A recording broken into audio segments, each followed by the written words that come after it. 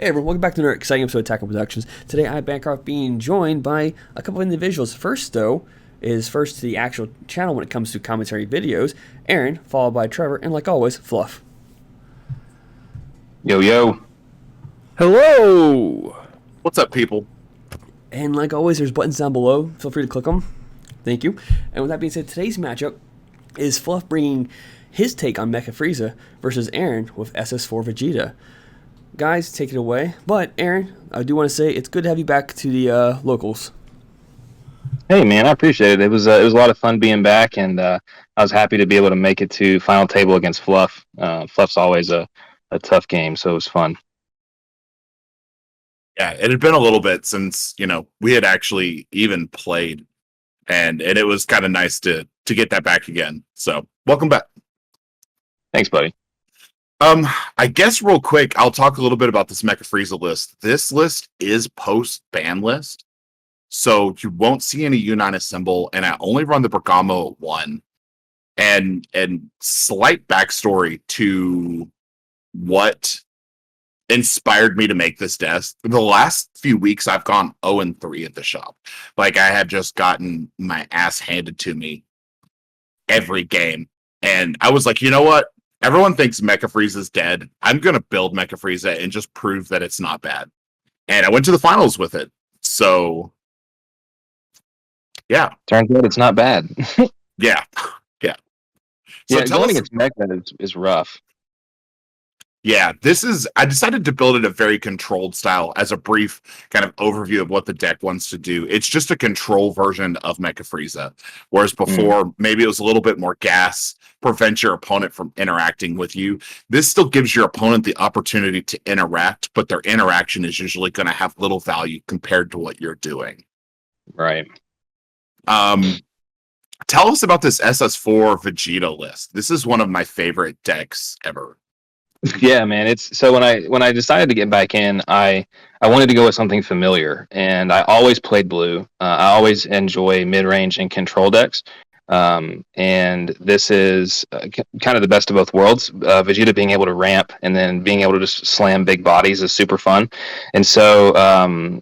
And this was the last this package, so the Unison package with the Zeno and with the Trunks. This was one of the last things that I ended on before I got out of the game for a little over a year. And so this is a pretty basic build of this. It's kind of just survive and stall out as much as you can until the late game and play some big bodies. Fluff gave me some really good advice before the game, and there's the evolve Bardock from the draft box that you can evolve from the row. That I had considered, and he was like, yo, you definitely need to play this. And so I put that in there. That was like the main reason I won my first game. So that was a huge change to the list. But you're not going to see anything in this list that is just like, oh my gosh, I never would have thought of that. It's just blue cards, good deck, really. And the secret rare that I ran in this deck was I was going to run Goku and Oob, but I couldn't get a copy of it. And so I had to run Lineage, which wasn't bad. But it just didn't give me as much of a punch as I would have liked. And that was the one thing that I found with this deck after running it this weekend was that sometimes damage, apart from Obuni and the 5-drop Gogeta, which is still a good card, damage was a little bit difficult to come by. And so that Bardock ape was such a good, some good advice there, Fluff. I appreciate that. So pretty standard build. Your version of the deck is by and large 100% the best version of the deck. Just like you can't do crazy stuff, you can't do awkward stuff, you can't do weird things. Like you're just running good blue stuff deck. And that is the best version of SS4 Vegeta. Like I've tried teching in like small odd engines, I've tried doing cute things with the deck, and the just generically good blue stuff deck is 100% the best version of it. Yeah, it's always consistent. You always know what you're going to get. That there's going to be certain matchups that are tough. Like this matchup is tough, and especially you slamming this Chichi here. Man, I was not prepared for this. I don't have, and that's one thing with blue is there's not a lot of spot removal in blue, never has been, and there really shouldn't be. But bottom decking and stuff like that, I didn't want to return this to your hand because it's like, okay, you'll just play it again and get another draw. Yeah. Right. Yeah. So this put me in a really awkward spot here. I considered putting it back in hand with the hit, but it's like, yeah, I mean, what's one energy for Mecha? If you were playing like Go Tanks or something like that, then making you spend that energy would have been something that I would have considered more. But no, it was a really hard thing to get over. And this Bergamo, this Trio de Dangers, this card literally was. I had no answer for this card. When you see what it does in this game, with these two cards on board, your board state right now, one basically had me shaking the entire game. It was really hard to get over. I had done a lot of testing. Earlier in the week, Trevor and I had done a couple rounds of testing, and blue was, in my opinion, one of the hardest matches for Mecha Frieza because it didn't have what I would say were solutions to what Mecha Frieza was trying to do. Or Mecha Frieza didn't have solutions to what blue was trying to do. And like once you get into the late turns of the game, I think blue is the one color that can outvalue Mecha Frieza and the yellow control in general, because you're tapping 6 to put a card on the field that draws you 4, and then you're paying 4 energy to put a card on that does like 7 different things, and like it's just so difficult to play around blue in the later stages of the game. So the best way to do it is really that Chichi puts in a ton of work because it prevents you from using stuff like Dimension Magic and a couple of the battle cards that are counters that restand. So while I do prefer the effect on the Whis is much easier dealt with because it doesn't have barrier. The Whis would be better against like SS3, where they just untap energy at the end of the turn. So the Whis would punish that and make them lose one of their energy for doing that. But I think that the Chichi being able to do a life if they have to tap into Dimension Magic and restand the energy is equally as good. Yeah, I had 2 D Magics in hand the whole game. At this point, I had 2 D Magics in hand, and it's just like your attacks are so valuable, especially with this Basil. Like they're so valuable, but it costs you no resources, and so because it costs 1, and it replaces itself, and so you swing for 2 19Ks. And I have to make a decision. Do I D-Magic this and give you a +3 and to this 1 drop, or do I take this damage, and over time that 1 damage or comboing the card to get out, that Basil really put a ton of work in just by making me neg over and over and over again, or at least try to make a hard decision. Yeah. Trevor, I think you had some input there. Yeah, I just wanted to hop in and just mention this Chichi in particular in a blue matchup is even against like an SS3 where the other one might technically be better per se. I think you could, if you boarded both, it would be insane against like an SS3 matchup because the removal blue has against barrier cards is basically Baby Ape. And are you going to spend a Baby Ape to get rid of a 1-drop Chichi? Right. Yeah. Exactly. And it just puts them back in your hand. So all you have to do is tap another energy and put it back out. Yeah. So it's sticking. Like it becomes it basically forces you not to restand with D Magic and instead use other counters like Gohan Baby Minion, Heroic Prospect in certain matchups, stuff like that where you're not going to restand the energy, so it's less suppressive. Yeah, I kind of want to touch on what this play that Fluff just did. So he just arrivaled this Bojack in, and because people are going to look at that where I trunks it and put it back into hand. My hand at this point is so bad. I don't have any answers for this for the ape, and I see the ape in the row, and so I used trunks to put the Bojack back in hand, knowing he would arrival and bring it back out, so that he would not play an ape. Because if he plays an ape there, then he officially has complete board control with a double striker on field. And so I wanted him to have to choose, okay, do I play an ape or do I play the Bojack? And with as little attacking as I was getting in, the Bojack wasn't something that I was as concerned about as much as that ape. So if that looked weird, there was reasoning behind it.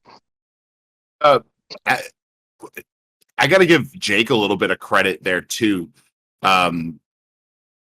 Jake kind of taught me like don't swing with Bojack unless you're trying to go for game. Like let the Bojack just be kind of like a sentry on your side of the field. And there I kind of want to know you had used the Chichi against me in a way to get your awaken off, where you burned the dimension magic to crit your life and crit that extra energy with the dimension magic to kind of prevent the leader attack from going through, but now it also puts you in a point where you can awaken. And one of the things that I wanted to do against Vegeta specifically is I didn't want you to awaken until way later in the turns when your charges didn't matter. Yeah, it's another reason why I did what I did at the turn before, was to get the 5th card in the drop for Trunks, because I knew that I was going to have to do that. I knew you were going to keep me at 5 life, and so I was like, well, if I don't do this now, then this is going to get really awkward. Yeah, and really, like, the best advice that I can give for this Frieza deck is just sit back and be patient. Like, the Vegeta player is sitting on, you know, you had what, 5 to 6 open energy there. I could have tapped energy to play a card and wasted resources to be subject to like a Trunks or something like that. So I just passed. I was like, I'm not going to worry about it. I will just sit on 5 open energy. I can defend until the ends of the earth. And in the same context, had I swung with lead or activated Basil, swung with Basil, and you dropped like a Gohan or a Trunks that is going to make me bottom a card if I attack with one of my higher cards, I'm just going to pass the turn, and you lose the value out of those cards. Yeah, and then with this turn here, man, that Kefla's Fury, I had Baby Ape in hand, and I thought it was another one of those things, and that's what your particular build of Mecha, what it's done is it's very reactionary, and what it also does is it puts more difficult decisions on your opponent. So are you going to counter this Basil, or are you going to counter this Kefla's Fury? And it's like, man, like I don't have any good decisions here that make any sort of mana sense. And in a game where I'm already behind, I have to make perfect decisions. Otherwise, you're going to see the way that this game will eventually end up going is it's just, there's no coming back from it. 5 open energy for Mecha is, like you said, it's like having every card in the game in your hand, basically. Yeah. And it honestly, that is, you know, Jimmy and I preach it all the time. In a position where you have to make your opponent make decisions, there's a chance that they're going to make the incorrect decision. And and the decisions that they choose to make also give you information. And if you're good at utilizing those snippets of information, Mecha Frieza is insane. Yellow is insane for that reason. And it puts a puzzle on the board, and it's your opponent's job to figure out how to work around that puzzle. So I just have this card on the field that's just eating your unison. Basically keeping you off of your unison effects. You wasted energy on those, putting them out. I was honestly afraid of you tapping out and playing another Zeno and then -5ing, blowing the field out. Then I lose the Trio to Danger, and then I have to play against your unison. Plus now D-Magics are live because you took the Chichi off the board as well. That's what I was worried about throughout the entire game. It's hilarious because I don't know if Trevor was sitting right there. I don't know if you remember. I played the Goku, and then I did his minus, and on his draw, the first card I drew was a Zeno, and I was like, "You've got to be kidding me!" Like, if I'd hit the Zeno, I had a pretty good. I probably could have done a little bit more because of getting kind of like resetting the game. But when I couldn't hit that Zeno, it was hard. This, like I said, that Trio to Dangers card, just blue is so dependent upon their unisons, and even going into the next set with this Tapion and all the Trunk stuff, they are still super dependent upon their unisons with Spirit Boost. And so I really don't think that Trio to Dangers card is going to be really good for a long time. Yeah, that Trio to Dangerous card is really good, and especially it's unrespondable. So your opponent doesn't have an opportunity to stop the attack as long as it's focusing on a unison. Yeah, and it may even be battle card too. Though I pretty much only ever use it for unison. Yeah, it's battle card too, which is really good because I mean it's a 20k beater for 2 energy, and I mean, so again, you're trading 2 energy for, for 3, 4, 5 cost unisons. I mean, even if you just get rid of one unison, that's good enough. It paid for itself, and so yeah, it's really good. And basically, just with all the cards you have that tap me down, I played an Obuni, and you locked it down, and all the tokens. It's this mecha deck, and the thing about this mecha deck is I don't even remember you activating the leader ability one time. Like you didn't have to take a life to do anything. No, Um, that is so that, and people always talk about how Frieza is a glass cannon. The reason that people perceive Frieza to be a glass cannon is because they were tapping out on their turn to play battle cards to the field and then using the effect to defend themselves. Yeah. Or whatever you have to do. And where I found, like, if you tap out with Mecha Frieza, you are dead.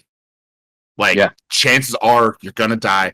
I think I tapped out twice against you in the early turns because I'm familiar enough with blue to know that you do not have the ability to blow me out Right. on that. But if I was playing against red, or if I was playing against black, or I was playing against green, I would not have done that. Yeah, and again, this is one of those board states where you look at it and you're like, okay, I've got this Bardock, and I'm thinking, okay, I'm probably at least in a decent spot here. And I figured, well, okay, I'm going to start putting some pressure on. But you have like literally like an entire Bible in your hand, and so it's such a terrifying thing. It's like I know I'm going to attack, and I know that literally nothing is going to come of this. And so it's it's an old magic term, but it's it's at what point do you enter the scoop phase, and when you realize, okay, this this control deck has completely set up, and I knew that without the Zeno there was really nothing that I could do, and I didn't, like I said, didn't have the Goku Oob in this deck, and so this turn right here was kind of where I realized, okay, like this is probably insurmountable at this point. Especially after I think here in a second, you're going to lock this Bardock down on your turn, and it's like, okay, well, there's just nothing you can do. The whole idea is to position yourself until you can get the swing through.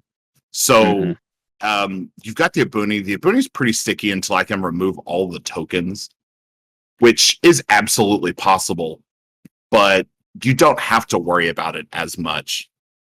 I run a couple of like 5 drops here, so I turn off the Bardock effect, and if I don't use the leader's effect to tap him, he should be tapped. But I just want to turn him off so he's not a blocker. And then I can't remember if I actually tap 5 here and go into one of my bombs. I don't think so. I think that if it's nothing else, I think it might be another 8, because I don't remember you playing anything huge, and that was I was so baffled afterwards, because I was like, okay, even if we were going into a best of 3 scenario here, what do I even side in? Like what? Because it's for you, it's just all value plays, and at this point, I mean, your combo area. Look at that. I mean, like, but it's Oh, I decided to just go in on this attack. Yeah. Trying to waver against what you have on field and what you have on hand. You have multiple energy open. If you have a bunch of super combos and 110Ks, I could end up burning my entire hand here and lose everything. So I comboed a lot, but I kept a lot too. Right. Yeah. And the only thing I could do here was try to super combo. I thought, well, I mean, if I can hit another super combo or two, I had a bunch of 10Ks in hand. And I actually think I do get out of this attack, because I think this is where I lineage. Yeah. I think you do lineage and take the Bardock. Yep. No, we have to take it back because you were kind of to take it back because it's 2 to combo with. But yeah.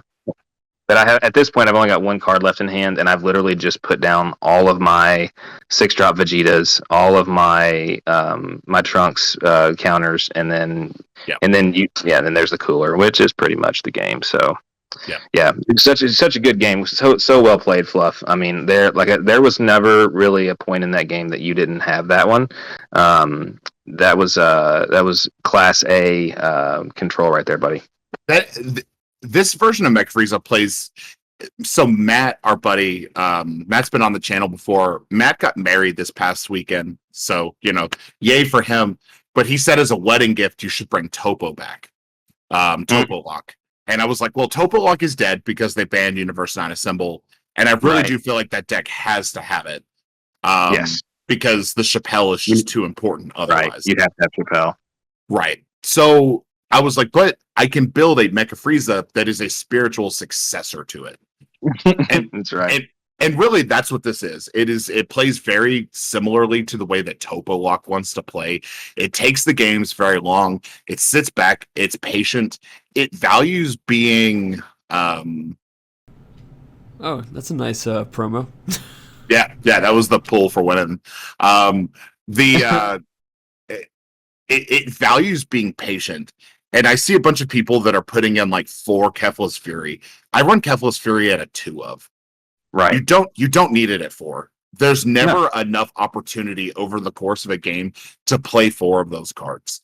And if you're striking your life to play Kefla's Fury, I promise you're doing it wrong. If you're tapping out to play Kefla's Fury, I promise you're doing it wrong. It just hurts you. I mean, you saw how many cards you had in your hand, and you only, if you run 2 Kefla's Fury, that's 4 cards at most in that, so you clearly don't need more than 2.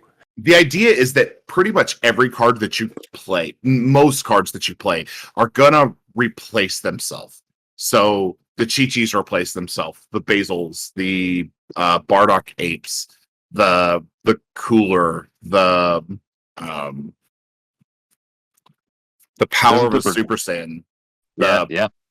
Most cards are going to replace themselves. So you tend to stay on a high percentage of cards in your hand because most things that you play outside of like the Bojack and the Trio Infinity replace themselves. So you just keep a high hand size.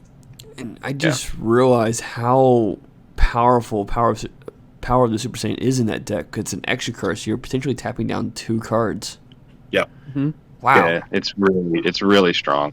Yeah, that is the card that lets you tap out on like turn or charge a multicolor on turn 1 if you have to against other decks, because you can essentially, if your opponent does some weird shit like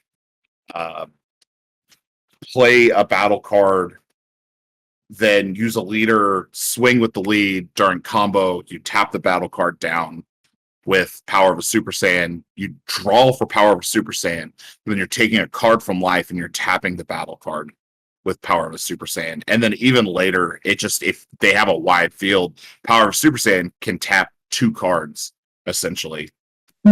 Right. It's just hilarious that it was made for a completely different archetype and Power of the Super Saiyan, which is hilarious that it's strongest in Mecha.